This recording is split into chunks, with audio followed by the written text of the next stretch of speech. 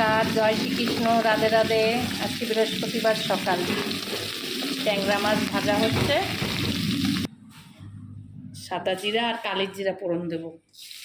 মাছের ঝোলটা একদম পাতলা করে করব। পেঁপে, আলু আর লাউ ডাঁটা ধুয়ে ভিজায় রাখছি।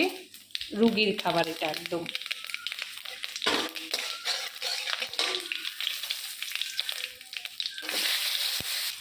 একটা কাঁচা লঙ্কা দিয়ে দিলাম, কেন যে ঝাল খাবে খাবে, যে দোলে খাবে খাবে। গোটা গোটা দিলাম, নুন দিলাম, আদা জিরা বাটা দিলাম, অল্প একটু দেবো।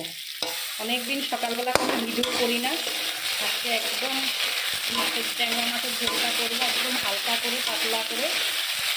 রুগীর খাবার, আপনার বয়স্ক বাচ্চা সবাই খেতে পারবেন।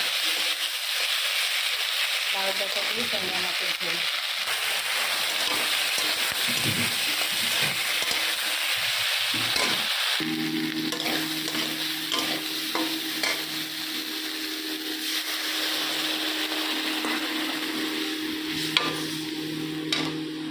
ট্যাংরা মাছটাতে একটু টমেটোও দিয়েছি, মাছটা দিয়ে দিলাম।